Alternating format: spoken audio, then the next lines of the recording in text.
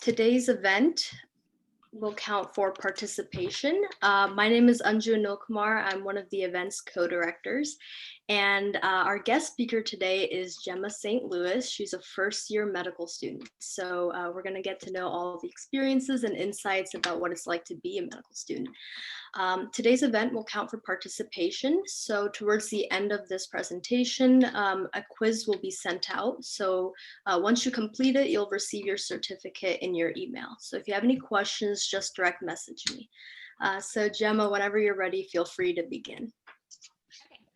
I'm just gonna ask, can you guys write in the chat if you would be more interested in me focusing on like my pre-med classes and extracurriculars, or more about the application process and like my current schedule and things like that in medical school? Because I'll go through it all, but I just want to know what I should like dive more into.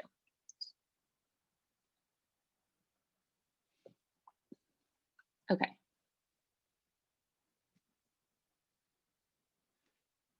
Okay. I think then I'll focus more on like my classes in undergrad and then also the application process.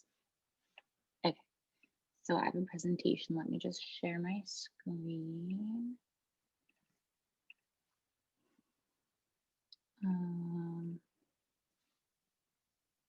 Okay, 1 second.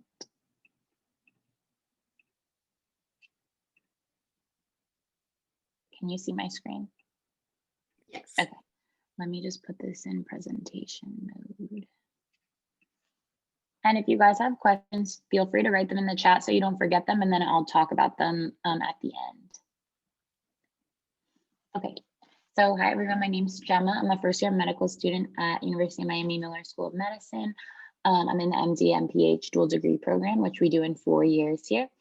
And I just started this past summer. Since the MPH program, you have to take a couple classes over the summer. So we started in June.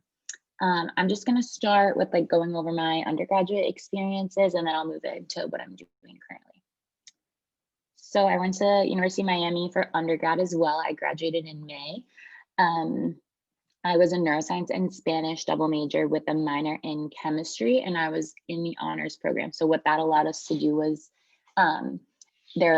for undergraduate students, you have to take what's called cognates, which kind of is like a liberal arts view of education. So people would have to take like a humanities cognate and things that weren't related to their major so that you could have a more well-rounded education. But in the Foot Fellow honors program, you are able to bypass that requirement and kind of like create your schedule more around what fits for you. So that's why I was able to double major. So these are the classes that I took. I found it was very, very helpful to plan this out at the beginning of my freshman year so that I knew how many credits I would have. I think my credit requirement was 130 to graduate for my major. So I planned it out credit-wise and tried to kind of coordinate how many science classes I was taking and try not to overwhelm myself. So you can see like sophomore year in the fall, I only took 14 credits because I was taking Orgo 2, which was one of the toughest classes I took in undergrad. So I didn't want to mix any other science classes with that. So that was my sole science class, so I could focus on that. And then I took like psychology classes and Spanish class. So I'll just go through these one by one and tell you guys like what's kind of required for medical school to take, and then what I took like for my major and stuff. So freshman year in the fall, I took bio with the lab and chem with the lab. Those two are both required for medical school. And then I took a cognitive psychology class, which helps towards my neuroscience major, and Spanish, which went towards my Spanish major. In the spring, I took bio 2 with the lab and chem. So this is something weird that I did at Miami. They had a 3-semester sequence chem program, which they don't have anymore. It was very accelerated, which made it definitely more difficult, but we only had to take chem for 3 semesters. So the Chem 121, which I had up here, was kind of like Chem 1 and 2 combined. And then the second chem class was Orgo 1, which had a little bit of like general Chem 2 in it. So I took Orgo 1 in the spring of my freshman year with an HHMI lab. So those aren't like the general labs that you usually have. At Miami, they have this program and you can it's more like research based, and you kind of like create your own project and come up with like methods and investigate a certain topic that they give you. So that was really cool. And I was able to talk about that in my med school applications under research, which was helpful. And then, so Orgo 1 is required for med school. So is it Chem 2 lab and Bio 2 and Bio 2 lab.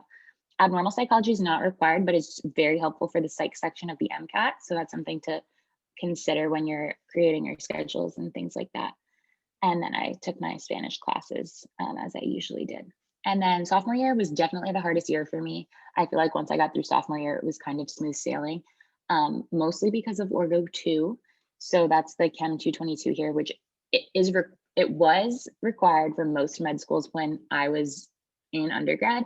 Now I think it's a lot more variable. A lot of schools are accepting students without Orgo 2 and they only require Orgo 1. So make sure before you decide what you're taking for in terms of organic chemistry, look at the requirements of the medical schools you want to apply to. I thought it was just easier for me to take it just in case later I wanted to apply to a school that required it, but it is definitely difficult and can be like a killer to your GPA. So if that's something you're worried about, I would look into the schools that don't require it. So that semester, as I said before, I kind of kept it light on credits because I didn't want to overwhelm myself and I wanted to focus on Orgo 2. So I took intro to research methods and statistics, which both are very helpful for medical school, especially intro to research methods. But those were for my neuroscience major. They're not required for applying to medical school. Some schools do like statistics though, so watch out for that. Make sure you're just always keeping in mind the different requirements for different schools. I'll get into it later, but a good website for that is AMSAR. It has all the medical schools, their requirements and statistics and things like that. It's good to have. And then in the spring, I also kept it light on credits because I wanted to focus on biochem and physics, which were definitely hard to take together. I think physics 1 is a lot harder than physics 2. So if you can get through physics 1, you'll be good for physics 2. And I took Orgo 2 lab because since I did the HHMI labs, it was kind of thrown off. So I took that lab after I finished Orgo 2 in the fall. Biochemistry and physics are both required for medical school, so make sure that you plan for those, and they're both on the MCAT. So if you could take those before you take the MCAT, definitely try and do that. And then a lot of schools like when you take English courses, so some schools require 2 semesters of English. I also took a bunch of AP courses in high school, and so that's why I was able to keep it very low credit sophomore year, because I came in with 17 credits. So I can show you that in the end, but that's definitely helpful. But you have to also look at if medical schools accept the AP credits. So it was kind of hazy for the schools I was applying to. So I just took English anyway, just to satisfy that requirement. So I took my MCAT. I studied the summer after my sophomore year and took it September 1st, 2018. So that was my junior year. I just had started junior year. This is definitely scary. I took it very early. A lot of people take it junior and senior year. I felt like I had gotten most of the classes I needed to out of the way, but you'll notice I didn't take physics 2 yet, which is on the MCAT, but I did a Kaplan course, which I'll get into later, that basically everything you needed to know about physics 2 was in the Kaplan book. So I'd kind of taught it to myself. And then it was really easy for me when I actually took physics 2 after I took the MCAT because I had already seen the material. But yeah, don't freak out about the MCAT taking it super early. I honestly think that I could have pushed it or re-in because I saw most of my classmates take it junior year or even the summer before senior year. It just depends on if you want to take a gap year or not. I went the traditional route. It's not so traditional anymore. Most people actually take gap years now, but I thought for myself that it would be hard for me to get back into school after taking a year off, but some people are totally different. So just that requires some introspection and seeing what would work best for you. So I took it very early, and then junior year in the fall, I also kept it low on credits because I didn't know if I was going to retake my MCAT or not. So that's also something you have to think about when you're studying for MCAT. Some people can study during the school year in addition to their classes. That's not something that I'm able to do because I focus a lot on my classes. And I studied a lot, so it would have been hard for me to do both. So that's why I decided to study over the summer, and then I planned my schedule to be low credit in the fall in case I needed to study again to retake it in January, which a lot of people do. My roommate from undergrad studied through the fall semester and then took it in January and did amazing. So it really just depends on what works for you.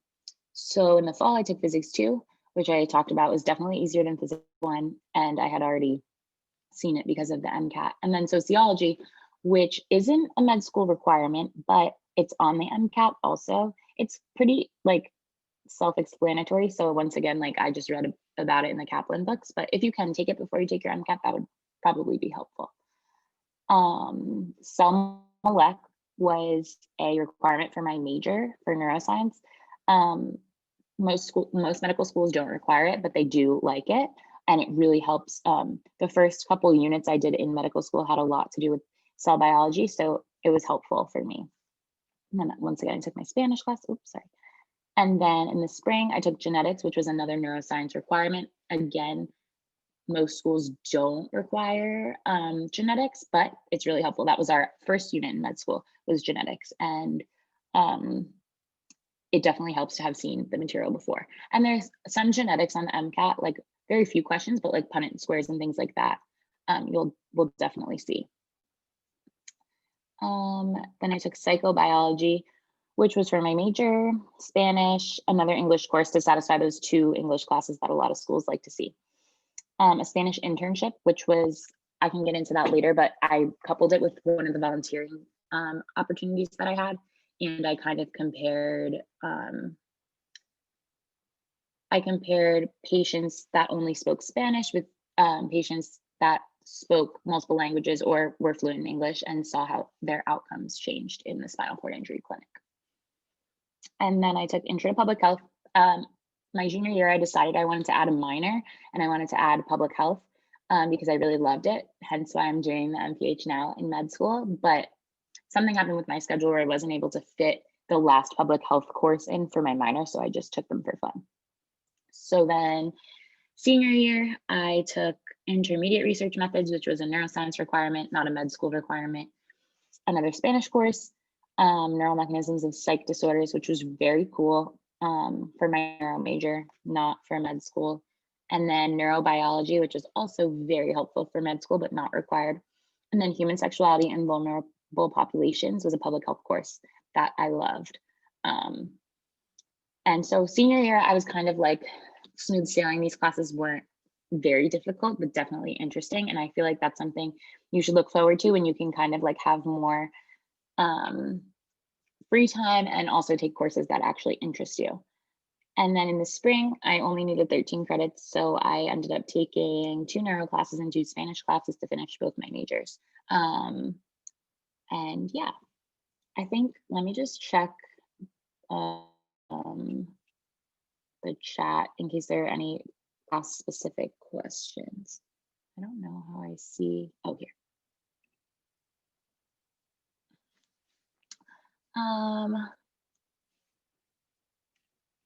So yeah, these are good questions. I'll come back to some of them, but right now my favorite class was probably the human sexuality and vulnerable populations class. That's one of the things that really drove me towards doing an MPH.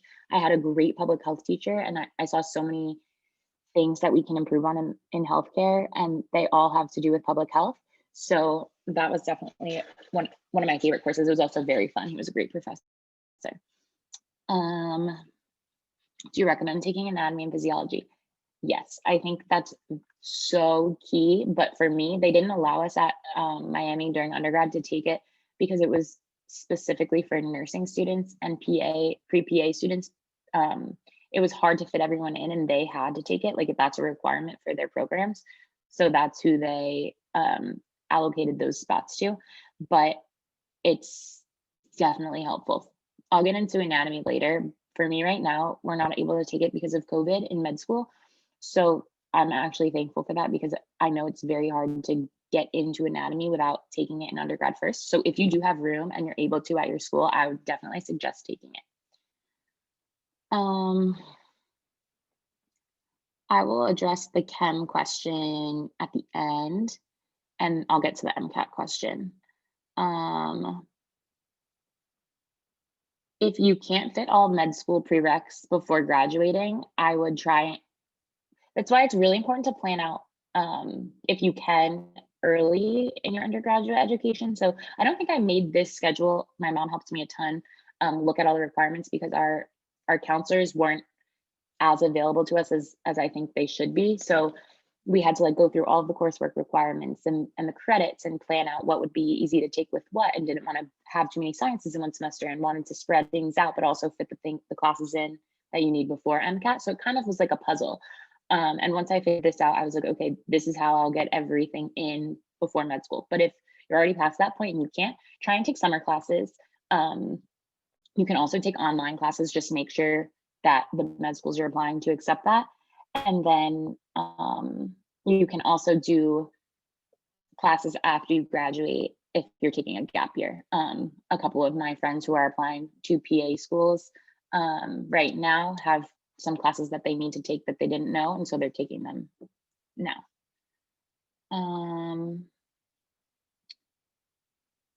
And then, yeah, the classes that would help for med school are definitely cell molecular, genetics. They're not required, but they're so helpful for the basic science portion of med school. Anatomy and physiology, sociology, trying to think of any other classes. I know psychology, like the basic psych 101 in most schools is required, but other levels psychology like abnormal is really helpful for when you get to psychiatric disorders and things like that in medical school. Physics 2 is on the MCAT. I didn't take it before I took the MCAT. I learned it through my Kaplan books by myself. Not that Physics 2 heavy, it's more Physics 1 heavy on the MCAT. So it wasn't that big of a deal. And then when I took Physics 2 my junior year, it really helped me because I already had seen the material. Okay, I'm gonna move on. Good questions. So here are some of the things I was involved with in undergrad. Girls Inspiring Rising Ladies in STEM was a new, oh, sorry, I left the in STEM part out. It was a new club that one of my friends founded. And what we did was go to elementary schools and teach science lessons. So we would teach a science lesson, then do an experiment, and just try and inspire younger girls. There were some boys too, but we just wanted to get them more exposure to science when they're younger, to try and help influence more ladies to get involved in STEM. I was on the cheerleading team my junior and senior year at Miami, which was definitely a great stress outlet, and helped me stay active, which I definitely needed. And I'm really thankful for that. And then I was MedLife public relations chair. This picture is from our MedLife trip to Cusco, Peru. We set up clinics there. We were there for around 10 days, and it was such an awesome experience. We got to help distribute medications and help teach kids how to brush their teeth, and shadow physicians also, primary care, OB-GYN, and there were dentists also. I was in Phi Delta Epsilon, which is a pre-med fraternity, which if your school has, I would really recommend getting involved. It's very helpful. I just did a talk with them on Thursday about, it was like a panel for Phi DE alumni who are in med school. So we went back and talked to them.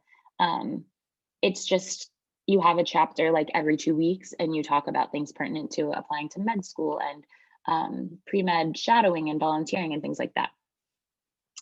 Big Brothers Big Sisters is a mentorship program. So I had a little sister in an elementary school, and I would visit and we would do homework and play outside and do things like that. And then I was in a sorority. I was on the honor board, which was kind of like an ethics council. And then I was a pre-health mentor and Foot Fellow mentor. Foot Fellow is the honors program that I'm in. And I had 3 mentees, and I would help them pick classes and learn good study techniques and things like that. Okay, shadowing, volunteering, and research. These things happen throughout undergrad. I was more focused on the volunteering during undergrad, and the shadowing I mostly did over the summer. So I started, the neurosurgeon that I shadowed actually was here in Miami, sporadically through my first and second year. I was able to shadow him in the clinic and also in the OR, which was very cool. And then my OBGYN allowed me to shadow her over the summer in New Jersey, the same summer I shadowed the orthopedic surgeon. So I did those two while I was studying for MCAT. So during the summer, I didn't do anything except for study and shadow. I think I shadowed the OB twice a week and the ortho once a week. And so the general rule our school gives is to shadow 3 physicians for at least 40 hours each. That's not a medical school requirement, but that's what our pre-health office recommends for us, so that we can get good letters of recommendation and exposure and make sure that this is the career path we really want to follow. And then this physical med and rehabilitation was kind of intertwined with my spinal cord injury clinic volunteering. So I was able to help with like PT and OT for that was volunteering, and then shadow my mentor now, who is a physical medicine and rehabilitation spinal cord injury doc. I volunteered with MedLife, as you saw previously. We went to Cusco. That was the summer, or it wasn't the summer, it was spring break my junior year. The spinal cord injury clinic I just talked about. Miami Lighthouse for the Blind, that was my sorority's philanthropy. So we would go there and have lunch with them. And then Barnyard Aftercare was in like kind of a low income neighborhood in Miami, and we would go and we would help the kids. It was an aftercare program for kids whose parents were working or weren't able to pick them up right after school. So we would go and help them with their homework and play outside and things like that, which is really enjoyable. And then research isn't required for you to apply to med school, but it definitely makes you a little bit more competitive. I did bench like lab research with rats and things like that. It wasn't my favorite, but it definitely gave me exposure that I needed. And I think I would suggest if you like lab research that it looks really good if you can get published, but even just having a little research under your belt is helpful. I wish I got more into clinical research, but at some schools it's easier than others. Here, we're lucky that our med school is like 20 minutes away from our undergrad campus. So I would commute here on the metro. I think I did 4 days a week for like 3 hours each time. It was like in the morning. So that's something you have to also look at when you're making your schedule. Like, what semester do I want to do research if I want to do research, and how can I fit this in? So I kind of gave myself mornings off so I could go into the lab in the mornings and then go back to school. And then the HHMI labs I talked a little bit about before, those counted on my application as research hours too.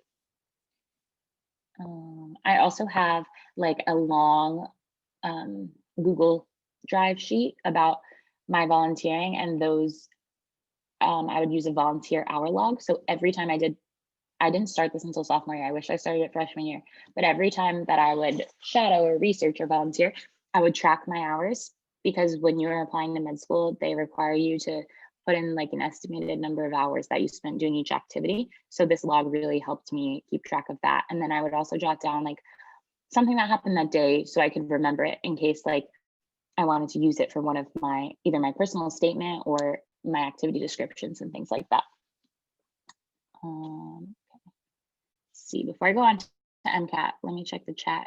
Any questions about extracurriculars or shadowing, volunteering?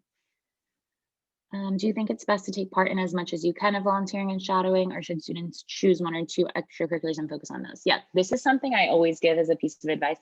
I think my freshman year, I really wanted to like get involved in everything, and that's just not feasible. So I think I wish what I did at the beginning, I kind of figured this out halfway through school, but you should pick like 2 or 3 things that you're very passionate about and dive into those instead of spreading yourself thin and not really being able to give to everything that you're in.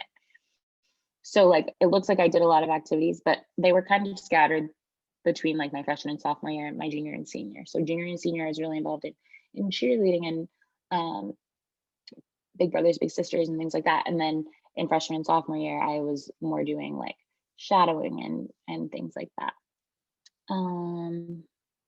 Did you do anything in high school for neuroscience or medicine? I actually did not.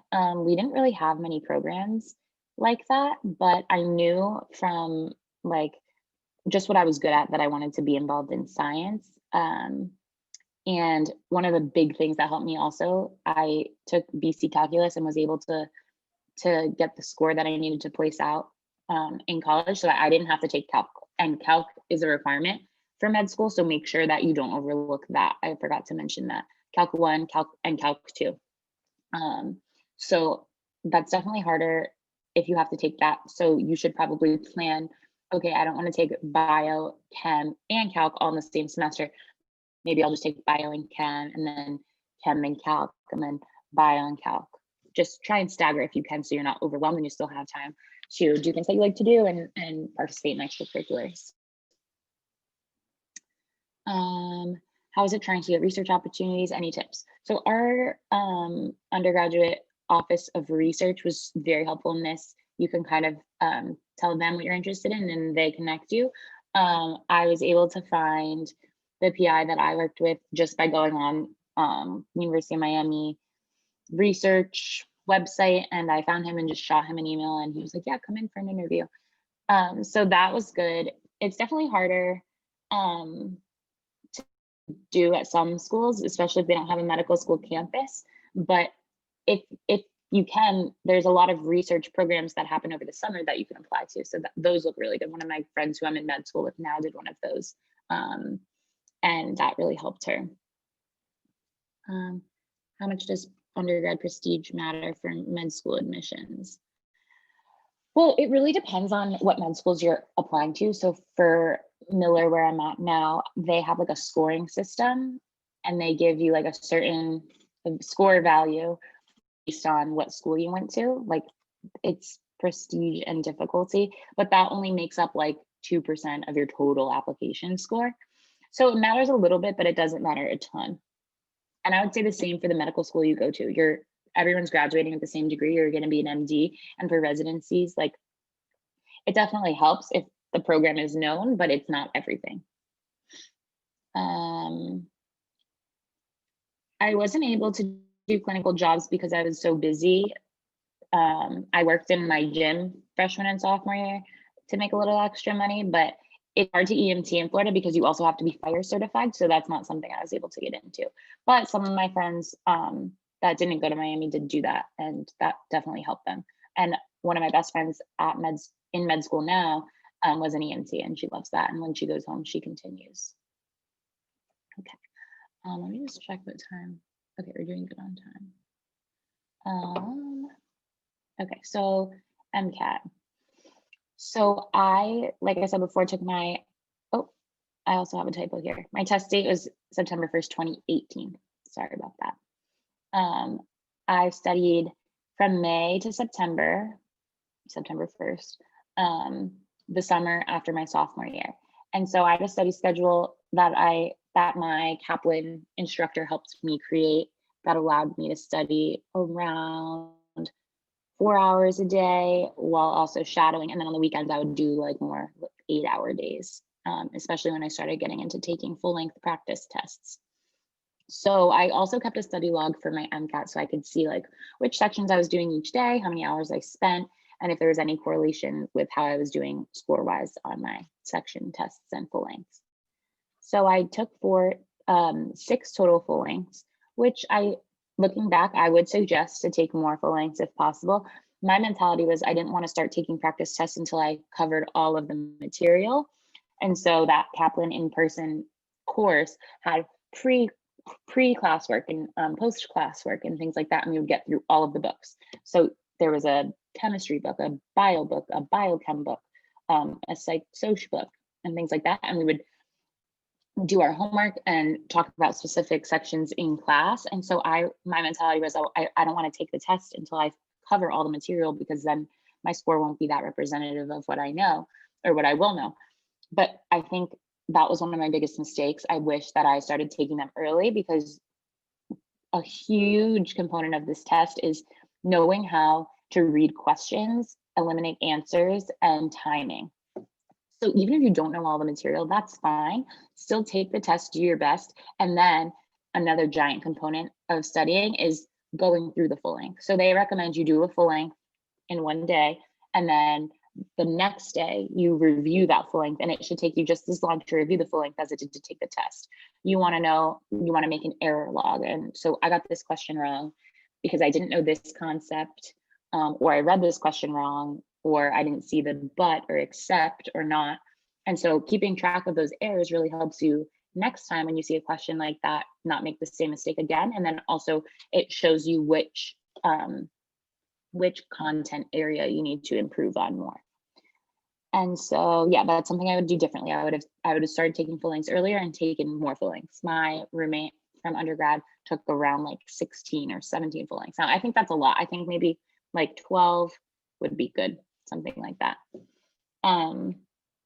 So yeah, I studied for about May, June, July, like 4 months. Some people study way longer. Some people study for 2 months. Some people study for a year. It really just depends on what you're able to do with your schedule. For me, I knew I had to study over the summer. I wouldn't be able to do it with my classes. Some people are really good at studying with their classes. So it really depends on the type of person you are, but definitely try and schedule your classes around when you want to take the MCAT so that you can get as many of those classes that are on the MCAT in before you take it. So how it's broken down is the first section of the test is Chem Phys. The second section of the test is CARS, which is critical analysis and reasoning skills. And that's just reading a bunch of passages and answering questions. So another way to really help prep for the MCAT before you're even studying for the MCAT is just reading different types of materials, like reading journal articles and scientific papers, or reading something in the humanities, because there's all different subjects of passages, and knowing how to read through those and pick out the important information to answer the questions is a great skill to have that you don't really have to study for, but taking the test and practicing passages is really helpful. So if you could, like, if you're a freshman or a sophomore and you're not going to take the MCAT until your junior or senior year, I would just put on your schedule once a week to read a journal article or something like that. Definitely helps. The third section of the test is biochem, and then the fourth section of the test is psych-soc. So if you can take those classes before the MCAT, that's really helpful, but don't stress if not. If you're taking a course for MCAT, it usually comes with the books, and most of the content that you need to know, the high yield stuff, is in those books. So if you get through those books and study from them, you should be okay if you're not able to squeeze in a class before. I'm trying to think of anything else. So I did the in-person class. I thought it would hold me more accountable. My roommate did an online class, and that was fine for her. I just thought if I needed to be there in person and we're going over the homework and we're going over the pre-work, then that would force me to do it before I got there instead of like let it pile up a little bit. So that was an in-person course over the summer. I took it at Rutgers. They have them all over. I chose Kaplan. Most of the people in FIDE with me also did Kaplan. That's why I chose it, but there are a lot of other programs that are great too. You don't have to take an MCAT course by any means, but it definitely helped me, I think. But there are tons of people that self-study and they buy used books from people, and that works for them too. It just depends on what kind of learner you are. So I studied 390 hours. I forget what they recommend. I think it's more than 300. And yeah, I took my test September 2018. I was satisfied with my score, but I wish that I retook it just to see, because most people do score higher the second time. But I just felt like I would prefer to focus on my GPA, because that matters just as much as your MCAT score. And I wanted to keep that up. And I felt like if I continued to study while I was taking my classes, then my GPA would go down. And I just had to decide what was more important to me. Any questions about MCAT? Let me look.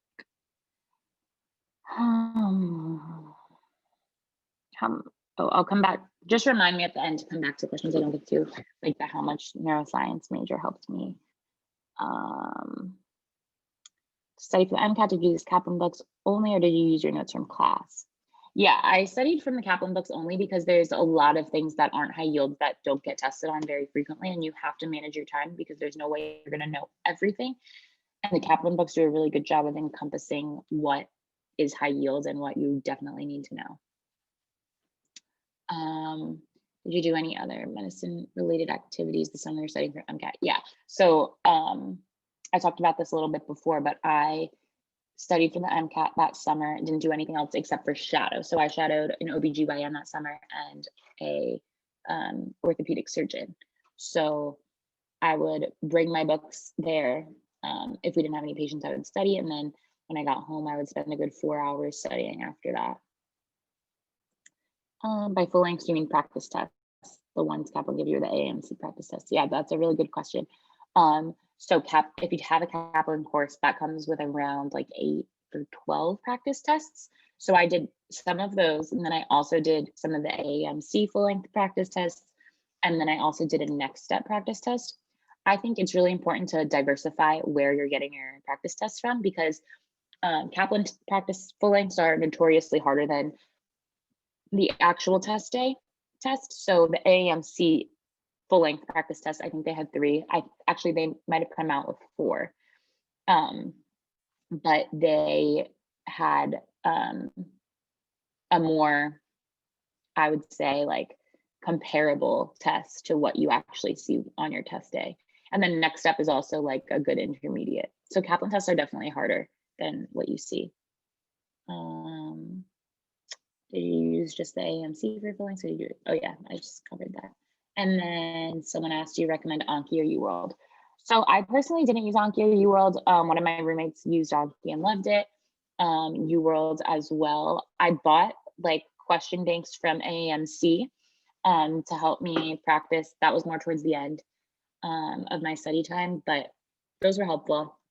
I think like no matter what resource you use, as long as you are doing things from many different places, I think that's helpful. Personally, I used a lot of Kaplan, and I wish that I did do things like UWorld and study from a couple other sources. Like one of my roommates used Khan Academy videos for psych socians. That was really helpful for her. I think Anki has someone has a pre-made Anki deck that most people use to study for MCAT. I can't talk on that because I didn't use it, but whatever works for you. If you're better with flashcards, then do that. If you would rather take full lengths and just study content after you see what areas you need to work and improve on, then do that. It really just depends on what kind of learner and studier you are. Okay. So now, this is my roommate that I keep mentioning. Her name's Clara. She goes to Case Western for med school now. This was before like a business and healthcare conference that we went to. I kind of kept this in because these are like the outfits we used for our committee letter interviews and some of the interviews we had for medical school. So business professional attire is definitely what you want to go for. Closed-toed shoes, no crazy colors. I did invest in a blue suit because doctors always say like all the applicants always come in their black suits and it's easier to remember people if they stand out. So I ended up getting a blue suit as well. But I'll talk about that more when I get into interviews. So when you're trying to get ready for your application cycle, you have to keep in mind what your school pre-health office does for you. So for us, we have a committee letter. So that is basically you get the same recommendation letters that med school wants you to, and then your pre-health advisor kind of like sums them up, gives his like or her recommendation, their input, and then they're all the separate letters are attached at the end. So that's something my school does. Not every school does it, but if your school does do it, medical schools prefer if you use it. So if your school offers it, definitely take advantage of it. For us, we were required to have, this is for my committee letter interview. Not every med school requires these specific letters, but we were required to have 3 science professors, 1 non-science professor, 1 physician, and we were allowed 1 wild card. So for my 3 science professors, I used my biochem professor, my cell molecular professor, and my psychobiology professor. My non-science was one of my Spanish professors because he could speak about my internship a little bit and also the advanced Spanish classes I took. The physician I used was the orthopedic surgeon that I shadowed, and then my wild card was my mentor for spinal cord injury clinic. So for the committee letter, we have to go in for an interview, and basically it's like a mock med school admissions interview to help us prepare for interview season, and just so that our pre-health advisor can get to know us a little bit more before writing this letter about us. So for that, it's kind of conducted how a medical school interview is. He asks you, why do you want to become a doctor, and what extracurricular activities have prepared you to become a doctor, things like that. And then something our pre-health office does is ethical scenarios, because the multiple mini interview is becoming so much more popular. So he kind of tries to simulate that a little bit. And so he'll give you ethical scenarios. I remember like one of the questions I had was writing, you got like a list of people and the world was ending, and you had to save, I don't know, 4 people to help in like this pandemic, which is very relevant now. But basically there's no right answer. They give you the age, gender, job description, things like that. And you just have to rationalize like why you would choose this person. So that's like a little sample of something you would see at a multiple mini interview or an ethical interview. And so once we finish this committee interview, our pre-health office puts together the committee letter for us, and we send that to AMCIS, which is the application service that you use to apply to MD schools. I don't know much about the DO school application process, but I do have some contacts that do, so please reach out to me if you want to know more about that. Personal statement, definitely something that people fear about the application process. I think as long as if you can start brainstorming early about what you would want to write your personal statement about, that's definitely advantageous. I think I started over Christmas break before, let me think about this. Christmas break my junior year, since I applied in the summer after my junior year, I started brainstorming ideas and topics, and kind of just did a free write and talked to my mentors and my pre-health professor to try and get an idea of what people write their personal statements on. And I got this book full of personal statements that you can read, which was really helpful. And then you just have to write and revise and write and revise and have different eyes look at it. Not too many, because you don't want to lose your voice, but I think having constructive feedback is definitely good. I had my pre-health advisor who wrote the committee letter review mine before submitting it. And then the activities log I talked about before, that was just throughout undergrad, I kept a log of my volunteering, shadowing, extracurricular involvement, so that when I went to fill out the AMCIS application, I could accurately tally my hours for each activity. Okay, this is where it gets kind of crazy. So my application cycle, I applied the summer after my junior year. I was actually traveling to Australia during that time, and I had to plan out when I was going to write all these secondaries, because if you guys don't know already, secondaries are very timely and very costly, especially if you apply to a lot of schools. Essays take a long time to write, and thankfully, like a lot of schools have similar prompts, and you can kind of like tweak and review your essays you've previously used for other schools, which is helpful. So this is a spreadsheet. This doesn't include all of it. This is just a screenshot, but these are some of the schools I applied to. They're color coded, and where I got accepted is in green, rejected is in red. Blue, I think, is I got an interview there, but I didn't go. Orange is waitlisted, but I didn't update some of them. It's okay, that doesn't matter. So I applied to 33 schools total with primaries. And then I realized that one of the schools wasn't very receptive to out-of-state applicants. So I only sent back 32 secondaries because I wanted to save that money on that last one. Some schools only send back secondaries to applicants that are very competitive, but most schools that I applied to sent them back to all applicants. So that's something to look into on MSAR when you're choosing your schools. But if I were to click on the link to this spreadsheet, I have a column that, if it loads, shows like if that school screened or not. Oh, this is the interview one. Yeah, so secondary application fee screened, sent to all. That means if they screen applicants and decide who they want to send secondaries to, or they send it to everyone. So that's something that I kept track of on my spreadsheet.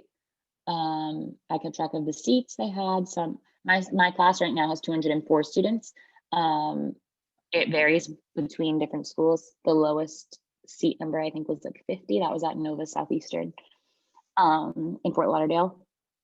I also kept track of like their overall GPA median, their science GPA median, these are all things I was doing before I decided which schools I wanted to apply to, because I think making a school list indicates like, I think having a good school list definitely helps your chances of getting into medical school, because if I was applying to all these Ivy League schools, I would probably see less success than what I saw with this school list. I made sure that my GPA was in all of their ranges and my MCAT score wasn't below the 10th percentile and things like that when choosing which schools I wanted to apply to. And I think that's why I was successful with the amount of interviews I was able to attend. And then it's really important on this spreadsheet to keep track of when you submit your secondaries, when the school emails you and tells you your application is being reviewed or it's complete and is now being reviewed. Keeping track of the links to the portal on the spreadsheet is really helpful. There's a test called Casper. It's an ethical scenario test just to see how you would respond in certain situations. Some schools require it, some schools don't. So I kept track of which schools required it. I took that, I think, in May before I applied.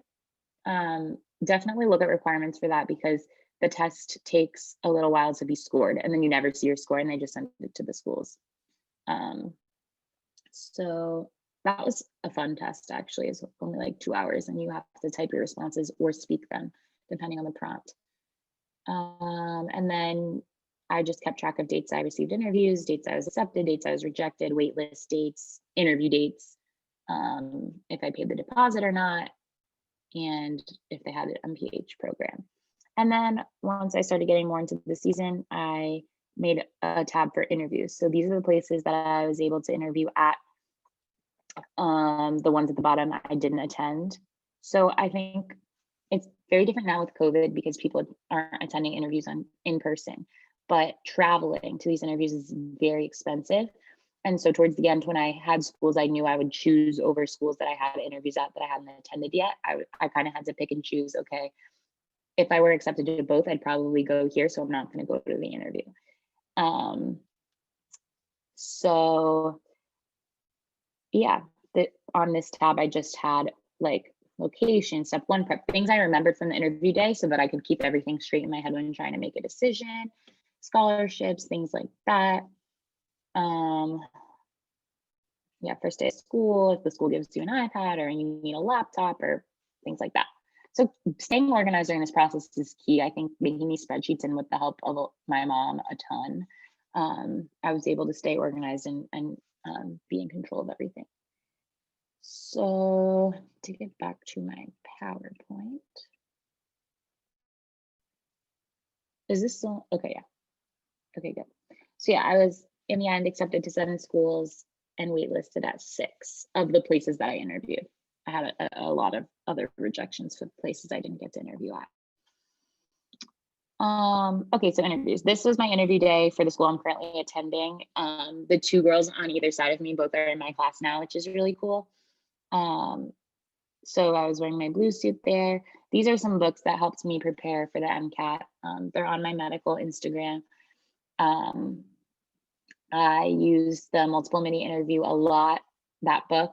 I think like 5 of the interviews I attended were a multiple mini interview. And so that's like, there's 10 or so stations and you have 8 minutes at each, and you walk into the room and they present you with a scenario and you explain how you would go about it. Or some of them are acting and they're like, okay, on the door before you go in, you're going to be playing this role, how you respond.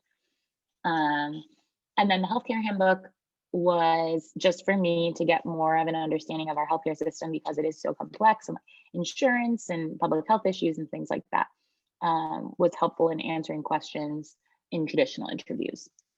And then the getting into medical school book, my mom read more than I did because she was just interested about the process. And I think it really helps when you have like a support system who knows the things that you're doing and what you're going through, so they're able to help you when things get tough. Because like if I didn't have my mom during this whole process, I definitely wouldn't have been able to do it. She just kept me like very grounded and in check, especially when I was like freaking out about things. So yeah, that's books. I did a mock interviews with our career center. at our undergraduate campus. And then I also did a mock interview with my pre-health advisor, which was helpful. Traveling tips, yeah, I would just try, if you can, to limit the costs of traveling by either staying with someone at the school that you know. For FIDE, that was really helpful because I knew a lot of people, or even if I didn't know them, if they were in FIDE at my school, they were super receptive to like hosting. Some schools will, when you get your interview invitation, will say, we have this hosting program, you can stay with a student host. We do that here. I know I did that for NYMC interview, so that's really helpful. Interview attire, kind of went over that. Business professional suits, closed-toed shoes for feet. And then on the actual interview day, I would just say try and stay as calm as possible. It's nerve-wracking for sure, but as you get more comfortable in the interviewing process, it becomes really fun. Like I really loved the MMIs. I thought going to different stations and being able to like reinvent yourself at each one was really helpful. If one went badly, you move on to the next. And that's why they do the multiple mini interviews, so that you can see yourself in many scenarios and then have many different perspectives on you. Because it's hard for traditional interviews, you get to meet 1-2 people. And if you didn't click, like it could go against you. So I really like the multiple mini interview for that reason.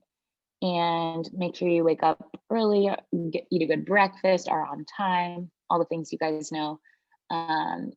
Be professional. You never know who's listening on your interview day. Other students will ask you things like, oh, where else have you interviewed, and how many schools did you apply to, and what was your MCAT score, and what was your GPA? It doesn't always happen, but definitely does. I would say just try and stay as like keep things to yourself. You never know who's listening. Then thank you notes, I always sent like either a handwritten thank you note or an email thank you note to my interviewers.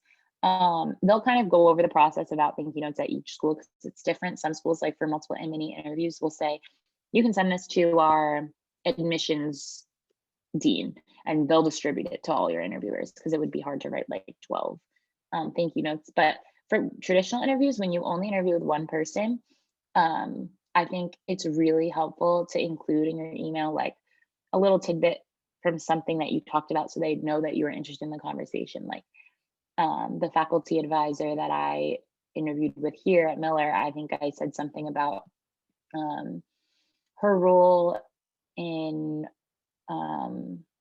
education for sexual assault victims. Like I talked about that, so that she knew I was engaged in the conversation and I remember what we talked about. And I think things like that really help you establish a relationship with the person, especially when they have to report back to an admissions committee to talk about how your interview went.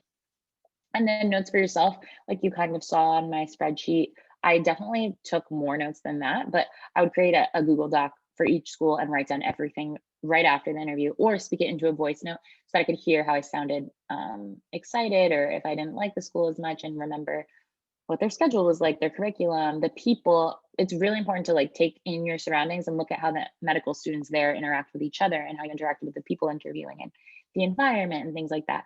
The faculty that you talk to. So writing that down, especially if you have a lot of interviews, is helpful so that you can remember what you liked about each school and what you didn't like about each school. Any questions on interviews? I never know how to get the chat back up. Oh, here. I'll get back to the relationship with professors and all of these at the end.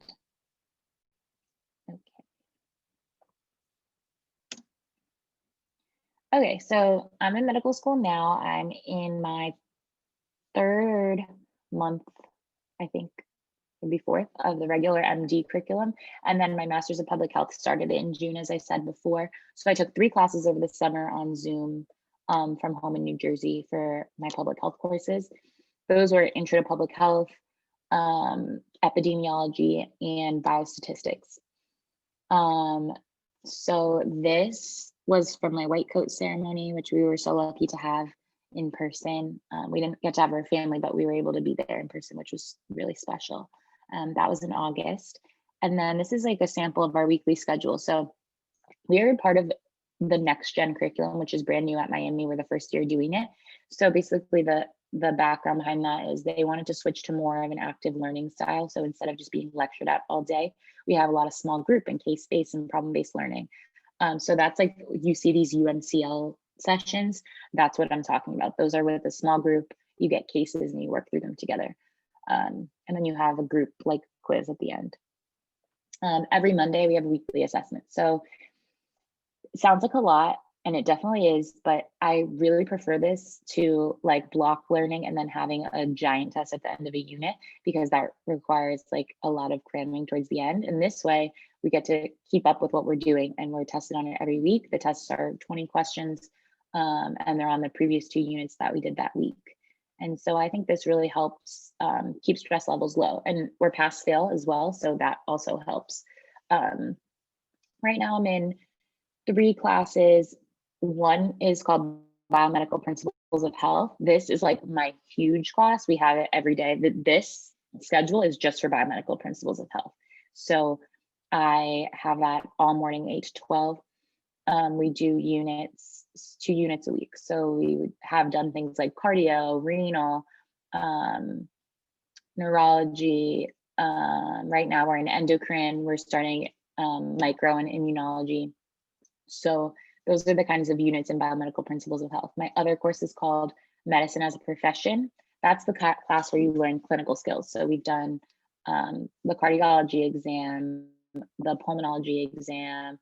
Last week we did standardized patients, and we did the head, eyes, ears, nose, throat exam, as well as the abdominal exam. So this is definitely my favorite part of the week. We're able to go in person. My days on Tuesday afternoons, and we get to be in a small group and learn to do the things we came to medical school to do. So that's definitely my favorite part of med school so far. And my third class is my MPH class. So that's on Thursday afternoons. Right now it's disease prevention and health promotion. It changes every semester. Extracurriculars. So definitely it's easiest to get involved your first and second year of med school, because, well, usually in general curriculums, because that's when you're doing like most of your didactic work. After that, it's harder when you're doing rotations and things. So right now I'm involved in student government. I am the vice president of my class. I do MD, MPH student ambassadors. So we get to go to the interview lunches and talk to the applicants, which is really fun.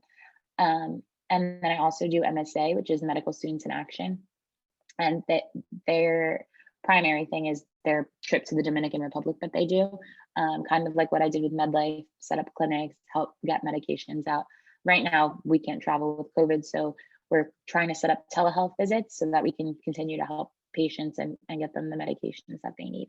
So those are some things I'm involved in now. I definitely think I have time, more time than even an undergrad, because I'm only in class from 8 to 12 every day.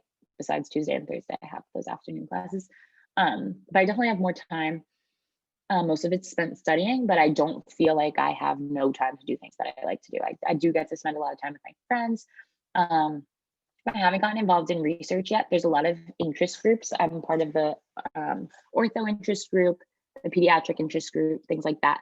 I want to get involved in orthopedic surgery research soon.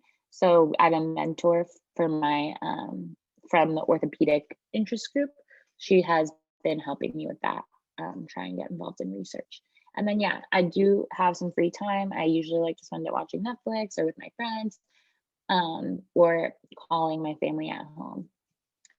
And I think that's it. So this is my medical school Instagram, where I kind of talk about like my day-to-day life and what's going on in med school, my study habits, things like that.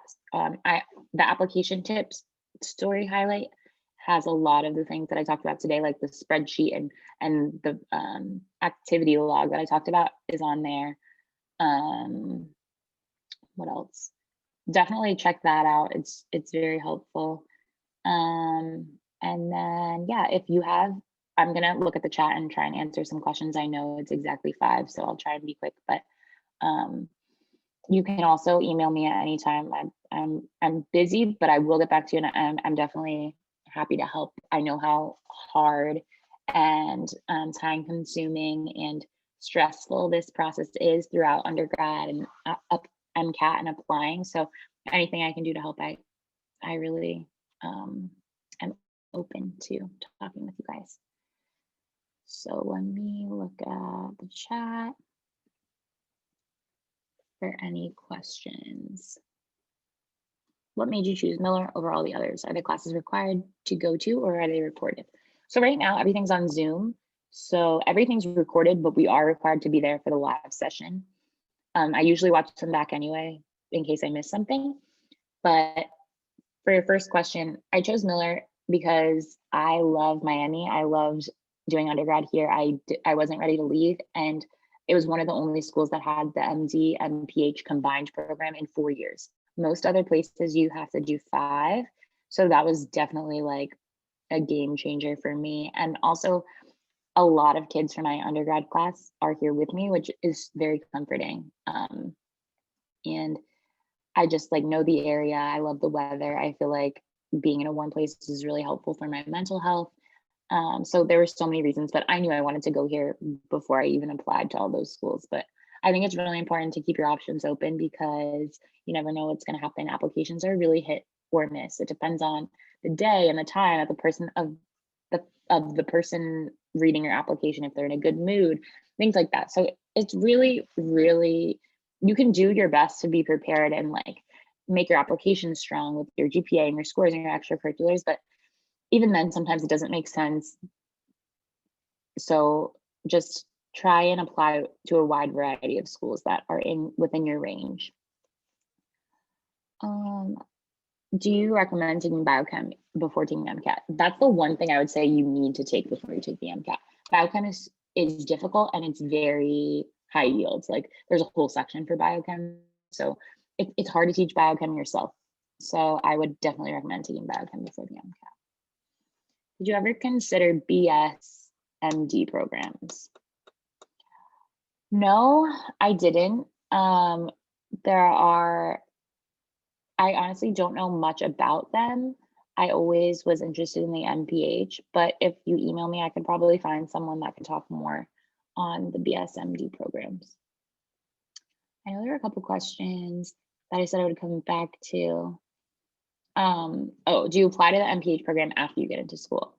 So for the Masters of Public Health here at Miller, you are applying to the program when you're applying to med school. So a lot of schools will have the option on their application or their second day to apply to other programs. We also have an MBA program here. So an MD MBA program, a couple of my friends are doing that. That one you apply to after you already got into the school. But for MPH, we had to apply for it. And then we had 2 interview days instead of just 1. So our first day was mostly MD. Second day, we had to drive up to the regional campus in Palm Beach. And we did our interview there for the second day, because that's where we're going to go for our rotations at the regional hospital next year. How did you build a relationship with your professors?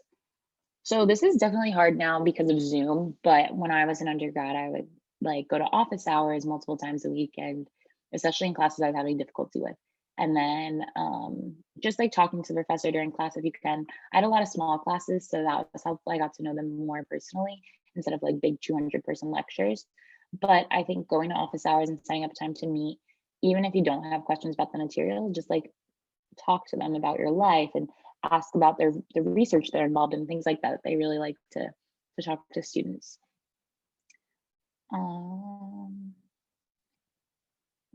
Did you just use the IMC for, oh, I think I did that one. Let me know if I'm missing a question here. Oh, I see one. How much did majoring in neuroscience help you in preparing for the MCAT? Do you think double majoring in relatively different fields helps in admissions? So something I wish I knew before undergrad is your major really doesn't matter for med school. You could be an English major, you could be a political science major. As long as you take all of the prereqs for med school, it doesn't really matter. They definitely like to see science majors because it shows them that you're able to do the coursework, but there's such a wide variety in my class of majors. So if you can take an easier major, then do it because it will help your GPA and you'll still be able to take those other classes. I thought double majoring definitely made me stand out, but I think the reason for that was because in Miami, they have such a high population of Spanish speakers. So that's what made me competitive for here, I think.